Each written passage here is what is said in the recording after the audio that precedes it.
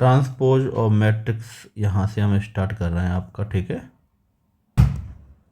चलिए यहाँ पे हम मैट्रिक्स की बात कर रहे थे, ट्रांसपोज मैट्रिक्स।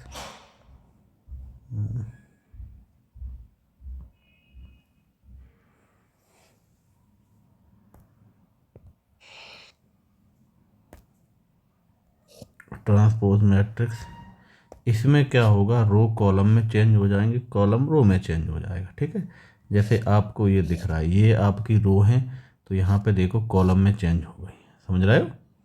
तो ट्रांसपोज मैट्रिक्स में क्या होता है, रो कॉलम में चेंज हो जाते हैं, कॉलम रो में चेंज हो जाते हैं। जैसे मान लो ABCDEF, ये कोई एक मैट्रिक्स है, मान लो ए से रिप्रेजेंट कर रहा है, तो इसको टी से या ए डैश से रिप्रेजेंट करते हैं ट्रांसपोज मैट्रिक्स को, तो ये हो जाएगा ABCDEF। क्लियर हो गया, ABCDEF, तो ये हो गया ट्रांसपोज मैट्रिक्स। चलिए अब तो ये डबल डैश हो गया आपका, ठीक है, टी डैश करोगे ये हो गया, इस तरह से आई का डैश आई तो जो ट्रांसपोज मैट्रिक्स हो जाती है, ठीक है। डिटर्मिनेंट्स ऑफ मैट्रिक्स, ठीक है, किसी भी कोई मैट्रिक्स है उसको डिटर्मिनेंट में चेंज करना है तो मॉड ए लगा लो, ठीक है। तो ये हो जाएगी A11, A12, A13, A21, A22, A23, A31, A32, A33। तो ये क्या हो गई, ये हो गई आपकी ट्रांसपोज और मैट्रिक्स, ठीक है। रो कॉलम में चेंज हो जाती है, कॉलम रो में चेंज हो जाती हैं, और डिटर्मिनेंट ऑफ मैट्रिक्स में, ठीक है, तो डिटर्मिनेंट का साइन लग जाता है, ठीक है, तो वो डिटर्मिनेंट ऑफ मैट्रिक्स हो जाती है, ठीक है। इसकी प्रॉपर्टी सेम वैसी ही रहती जो पहले थी, ठीक है। तो ये स्क्वायर मैट्रिक्स में एग्जिस्ट करता है, यानी डिटर्मिनेंट्स ऑफ ए और बी हो तो मॉड ए मॉड बी भी लिख सकते हैं। ट्रांसपोज मैट्रिक्स का डिटर्मिनेंट होता है के बाहर आ जाता है कांस्टेंट। क्लियर, तो ट्रांसपोज मैट्रिक्स होगा तो रो कॉलम ही तो चेंज हुए पर उसकी वैल्यू तो सेम रहेगी, ठीक है। तो यहाँ पे ये इक्वल बता रहा है इसको, ठीक है। चलिए तो A B square matrix same order then A B, तो बी ए इंटू ए, ठीक है। चलिए उनका डिटर्मिनेंट सेम रहेगा।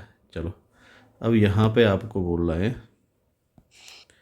चलिए A and B square matrix of same order, A और बी स्क्वायर मैट्रिक्स हैं और उनका ऑर्डर सेम है, ठीक है। तो ये प्रॉपर्टी है, सीधा सीधा प्रॉपर्टी है, ठीक है। अगर आप ट्रांसपोज निकालते हो ए डैश बी, तो प्रॉपर्टी को बी डैश और ए डैश, ठीक है। तो ये आपका प्रॉपर्टी बेस हो गया। क्लियर हुआ। चलो अब यहाँ पे आ जाओ 15। चलिए ए बी ऑर्डर 3 और 2 है, ऑर्डर है मैट्रिक्स है C 2 × 3 order matrix, then which following matrix not defined. इसमें कौन डिफाइंड नहीं होगी, ए डैश निकालो 2 × ए डैश बी। हाँ तो ये डिफाइंड कैसे हो जाएगी, इधर देखो जुड़ेंगे ही नहीं, क्यों नहीं जुड़ेंगे, क्योंकि इधर देखो एक का ऑर्डर क्या है, ए डैश का 2 × 3, दूसरी का ऑर्डर क्या है 3 × 2। तो जब ऑर्डर सेम नहीं है तो ऐड ही नहीं होगा, समझ रहे हो। जब ऑर्डर सेम नहीं है तो ऐड ही नहीं होगा। चलिए चलो अब यहाँ पे आ जाते हैं, चलो special type of matrix. Special type of matrix की बात करते हैं, सिमेट्रिक और सिक्स सिमेट्रिक मैट्रिक्स, ठीक है। सिमेट्रिक मैट्रिक्स क्या होती है, अगर A dash equal to A आ जाए, समझ रहे हो, A dash equal to A आ जाए तो सिमेट्रिक मैट्रिक्स रहेगी। A dash equal to A symmetric matrix रहेगी।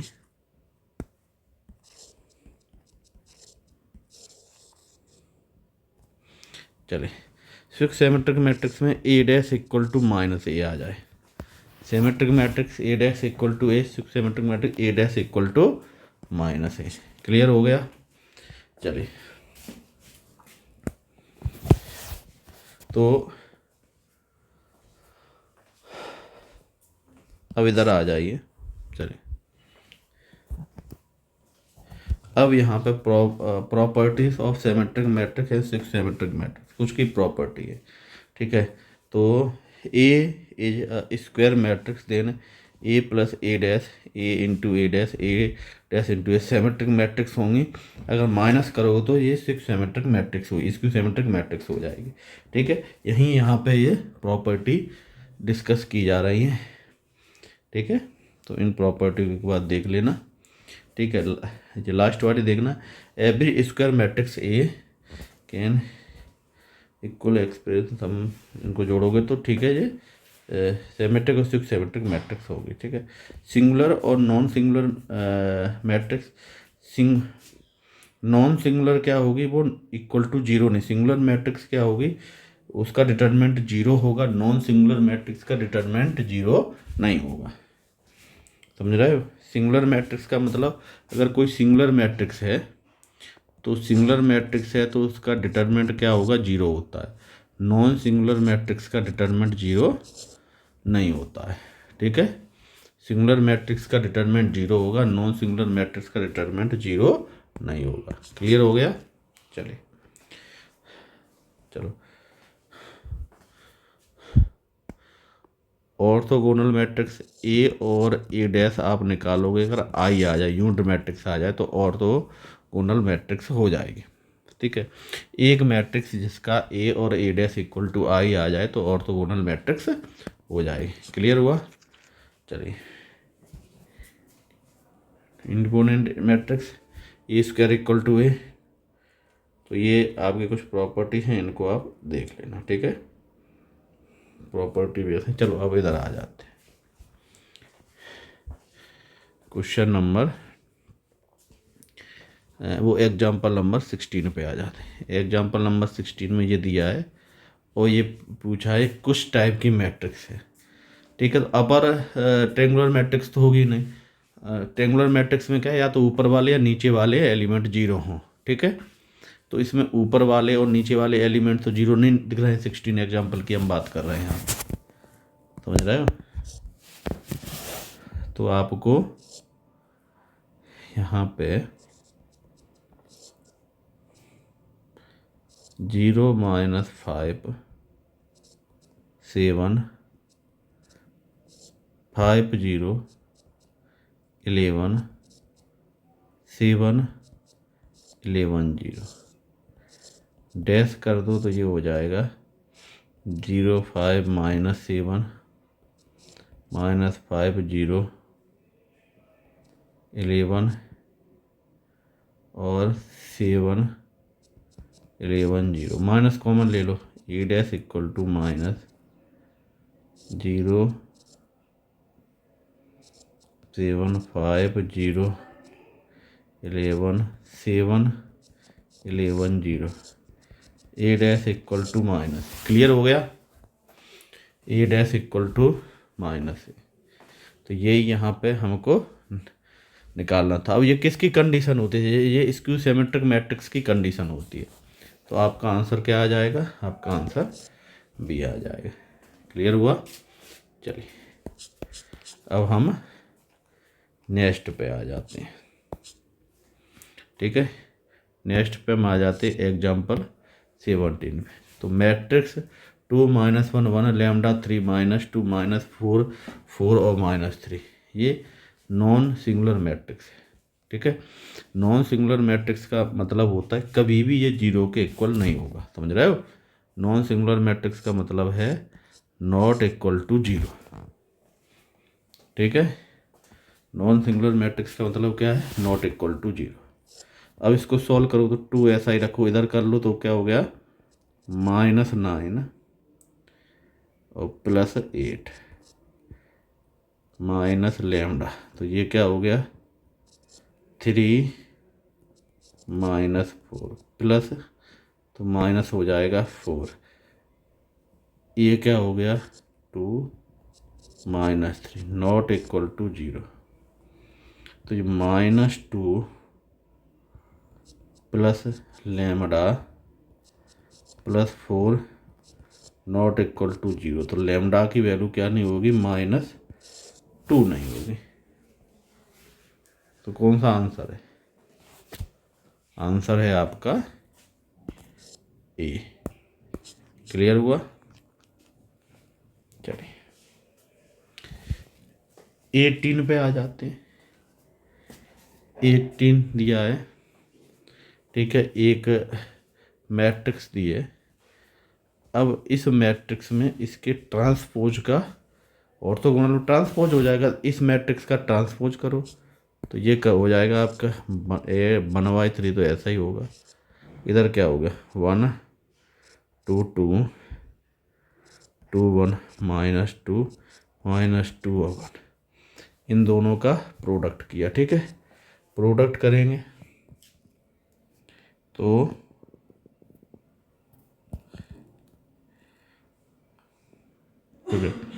प्रोडक्ट किया तो आपका ऑर्थोगोनल आ जाएगा। ए ऑप्शन हो गया। चलिए क्वेश्चन नंबर 19 पे आ जा।